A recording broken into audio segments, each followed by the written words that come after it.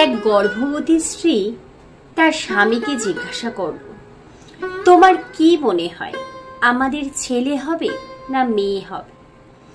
স্বামী বলল, যদি ছেলে হয় তাহলে ওকে আমি অঙ্ক পড়াবো, ওকে নিয়ে রোজ খেলতে যাব, মাছ কিভাবে ধরতে হয় সেটা শিখাবো। স্ত্রী বলল, আর যদি মেয়ে হয় তাহলে? স্বামী বলল, আর যদি মেয়ে হয় তাহলে তাকে আমি কোনো কিছু শেখানোর দরকার নেই। স্ত্রী বলল, কেন? স্বামী বলল, কারণ আমার মেয়ে আমাকে দ্বিতীয়বার নতুন করে সব কিছু শেখাবে। কি পড়তে হবে, কিভাবে খেতে হবে, কোথায় কি বলতে হবে না বলতে হবে। এদিক থেকে দেখলে সে আমার দ্বিতীয় মায়ের মতো। আমি তার জন্য কিছু করতে পারি আর নাই পারি, সে আমাকে চিরদিন নিজের হিরো মনে করবে। যখন আমি কোনো কিছু করতে তাকে নিষেধ করব, তখন সে আমাকে বুঝতে চেষ্টা করবে আর সবসময় তার স্বামীর সাথে আমার তুলনা করবে।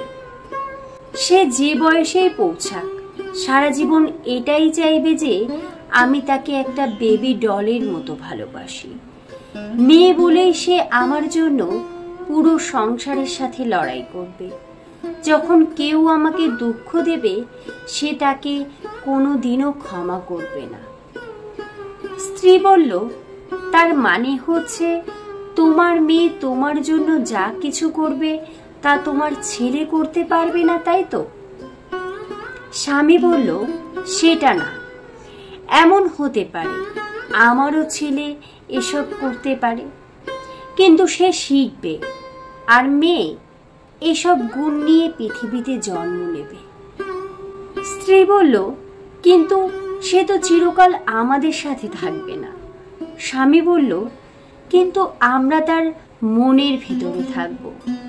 এতে কোনো কিছু যায় আসে না যে সে কোথায় গেল না গেল, কারণ মেয়েরা সব সময় বিনা স্বার্থে ভালোবাসা আর দেখাশোনার জন্যই জন্ম হয়। একটা কথা মনে রাখবে, মেয়ে ভাগ্য সবার হয় না। যে ঘর সৃষ্টিকর্তার পছন্দ, সে ঘরেই মেয়ের জন্ম হয়।